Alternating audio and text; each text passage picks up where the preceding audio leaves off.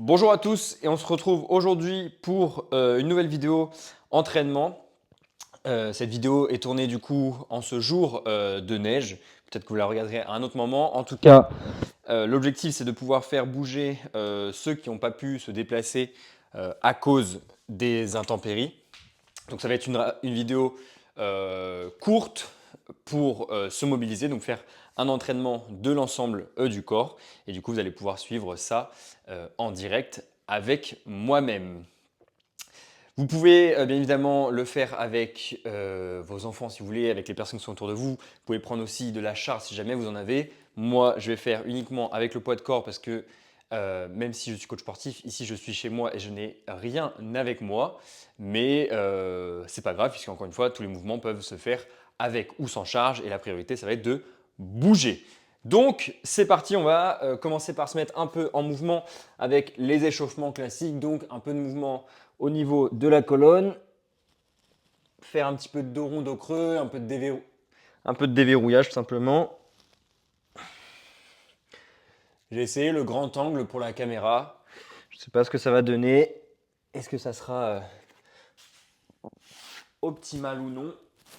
Vous me direz. Encore une fois, du moment que vous me voyez bouger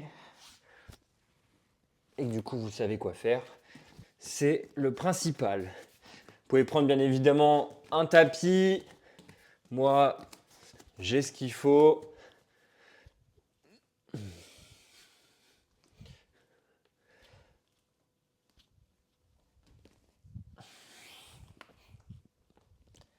On va essayer de déverrouiller un petit peu chaque partie du corps. Puis après, on partira sur un petit entraînement. Hop.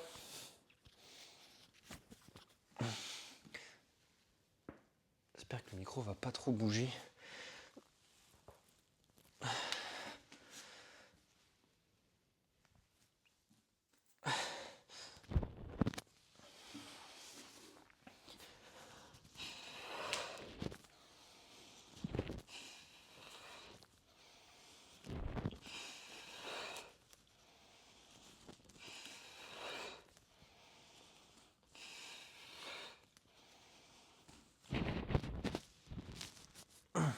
Là, l'objectif, c'est juste d'amener. Je vais mettre comme ça. D'amener un peu de mouvement en bloquant une partie du corps et d'aller chercher du mouvement autre part. Comment je peux faire ça? Mettre ça là pour voir. Au pire, vous avez au moins le visuel. Si jamais vous ne voyez pas, si jamais vous ne m'entendez pas, pardon. Hop.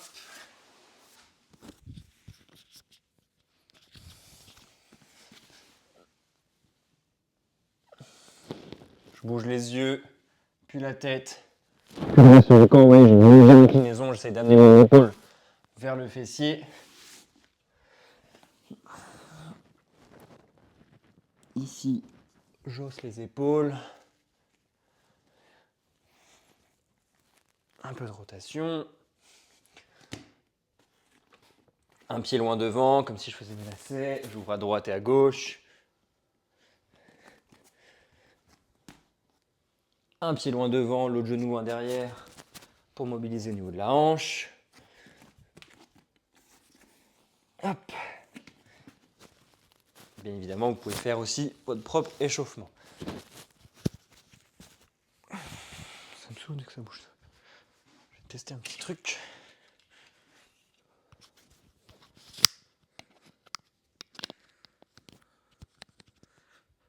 Je sais pas si ça tiendrait.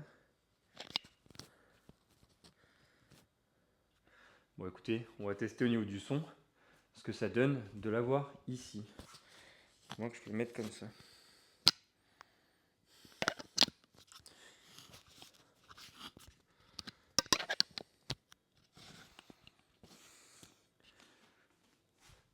Ok.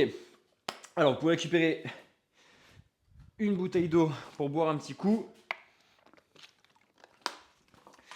Pour récupérer un poids, comme je l'ai dit. On va avoir plusieurs mouvements. Le premier, ça va être des fentes constamment sur la même jambe pour garder la bonne tension. Puis bien évidemment, on fera l'autre côté. L'objectif, c'est d'essayer de garder le buste droit et de pouvoir pousser sur sa jambe devant pour mettre de la tension. Là, vous pouvez prendre un poids naturel, un petit chat de 6 kg pour faire cette chose-là. Ensuite, hop, on va aller chercher à droite et à gauche 5 fois de chaque côté. Et à chaque fois, on vient se redresser, chercher vraiment l'auto-grandissement sur le mouvement. Et puis, on ira chercher des squats, les mains derrière la tête, pour pareil chercher à ouvrir la cage thoracique et aller chercher du squat pour faire son mouvement. Et on terminera avec un peu d'abdos en alterné. Je vais monter à droite et à gauche. Tous les mouvements-là, on va aller chercher une dizaine de répétitions. Je vais compter avec vous dans un premier temps. Et puis après, soit vous continuez au même rythme que moi, soit dans ces cas-là, vous pouvez aussi vous mettre un petit chrono pour bouger. Moi, dans l'idée, je ne sais même pas quelle heure il est, j'ai pas de chrono. On va faire 3 tours, histoire de bouger un petit peu. Et puis on mettra, vous mettrez plus ou moins de rythme à ce niveau-là. On est parti, on commence avec nos 10 fentes à droite, 10 fentes à gauche, pardon. Une jambe devant, l'autre jambe assez loin derrière pour que quand je descende, mon genou arrive au niveau de la hanche. On est parti. Évidemment, vous pouvez mettre de la musique pour que ça soit un peu plus entraînant. Ou alors écoutez ma belle voix chanter. J'ai oublié de compter, à dire mes conneries. Essayez aussi de vous concentrer sur les ressentis, les sensations du travail et pas juste se dire je descends et je remonte, mais vraiment à chaque fois de se dire est-ce que je viens pousser fort avec ma cuisse pour avoir les sensations ici. Je crois que j'en ai fait une dizaine. 1, 2, 3, 4, 5, 6, 7, 8, 9 et 10. On va se mettre 3 fois debout. Et à chaque fois, je vais alterner avec 10 à droite et à gauche. Pareil, j'essaye bien d'aller chercher le twist. Donc de ne pas juste amener un coup de genou dans le vide, mais bien d'amener mon nombril vers chaque côté pour sentir le travail de la sangle abdominale. Hop. On grandit. Donc là, main derrière la tête. 3 squats. 10 pardon. Le plus bas possible. C'est vraiment de travailler là-dessus, surtout si on n'a pas de charge. Faut vraiment en profiter pour avoir du travail là-dessus. Je crois que j'en ai fait 10. Et enfin ici.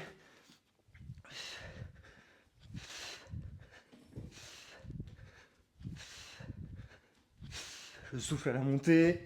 J'essaie d'utiliser le moins d'élan, de bien sentir que ma colonne s'enroule. Hop. Un petit bisou au chat pour prendre des forces. Et on repart. Soit vous faites une pause parce que vous ressentez le besoin, soit vous voulez enchaîner en fonction, encore une fois, de comment vous voulez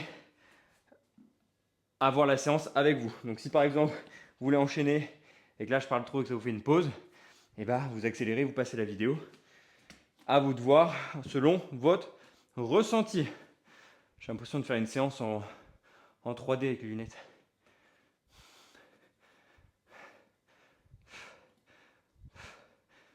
Je sais pas si vous arrivez à voir la petite intention que je mets dès que je veux remonter. Vous voyez, je descends, on va dire tranquille. Là, j'ai une poussée, justement en me concentrant sur la cuisse devant pour maximiser le ressenti sur ma cuisse et m'assurer que c'est pas un mouvement entre guillemets avec de l'élan ou quoi que ce soit. C'est bien la jambe qui est devant qui crée la poussée.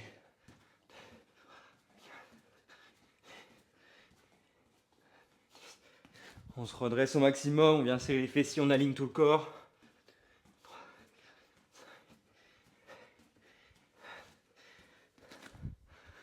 Hop, le dernier.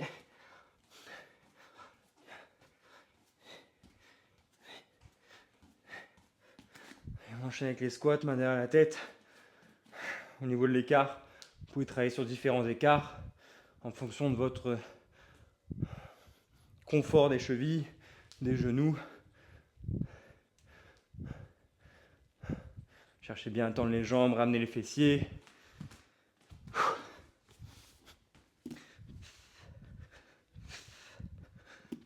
Ici, on cherche bien surtout à décoller les épaules,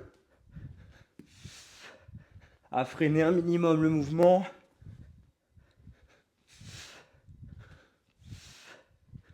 Hop. Ça bronze un petit peu au soleil, on a bien raison. Allez, dernier tour. On essaie de prendre un minimum de largeur sur les fentes pour être bien stable et justement garder le focus ici et éviter d'être constamment en déséquilibre et du coup de perdre, on va dire, le travail ici et de devoir être constamment concentré sur autre chose. Hop.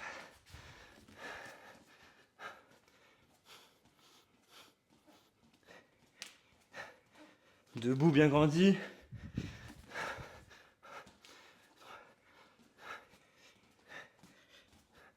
Je perds mes lunettes.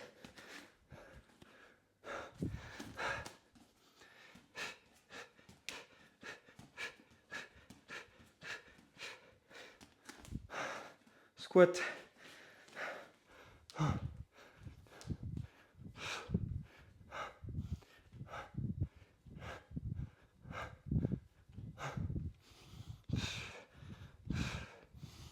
Je souffle à la montée et on termine. Allez, let's go, on enchaîne. Bien évidemment, vous pouvez ramener les jambes pliées si jamais ça vous fait mal au dos ou si vous manquez de souplesse comme moi. Voilà, encore une fois, jambes tendues et vous cherchez à décoller le plus haut possible. Un petit dernier.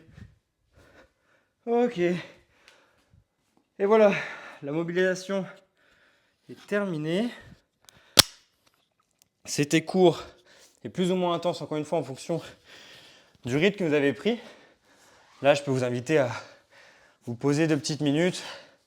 Si vous êtes allongé, ça peut être se plaquer contre un mur, chercher à s'aligner et à essayer de retrouver un rythme calme. Puis après, voilà, aller manger, si par exemple vous faites ça en soirée pour aller manger, etc. Ou aller dormir, par exemple. Bon, je vous déconseille quand même parce que les mouvements sont plutôt intenses, entre guillemets, donc c'est peut-être pas l'idéal avant d'aller dormir, mais en tout cas, de bien prendre le temps de respirer, prendre un petit temps pour retravailler sur votre respiration qui est tout aussi essentielle et qui est tellement laissée de côté de nos jours, mais malheureusement qui est très très très utile pour beaucoup de choses. Donc laissez-vous le temps de faire ce petit temps de pause. Si vous voulez vraiment pas créer des rythmes inspiratoires à ce niveau-là parce que vous n'êtes pas à l'aise, vous n'y arrivez pas, vous n'aimez pas ça, je vous conseille de le pratiquer pour quand même l'aimer par la suite. Mais faites au moins en sorte de vous poser 2 petites minutes, d'avoir un petit temps pour vous de relâchement, de pause. Parce que pareil, c'est très peu fait, mais pour autant, ça vous sera très utile pour pouvoir repartir à ce niveau-là. Regardez par exemple ce petit chat qui fait des pauses en continu et qui est toujours autant énergique quand elle en a le besoin. Voilà, j'espère que cette petite vidéo en tout cas vous aura plu. J'espère que ça vous aura permis de prendre un petit temps pour vous et surtout de vous montrer qu'il n'y a pas besoin de faire grand-chose, parfois juste bouger pour donner une dynamique, et ça peut être très intéressant. On peut faire de grandes choses à la maison, comme en salle de sport encore une fois, mais il faut juste avoir les idées, l'envie, l'imagination et surtout se lancer pour pouvoir y arriver. Je vous souhaite une très belle journée, je vous dis à très vite pour une prochaine vidéo ou en séance avec moi au studio. Salut!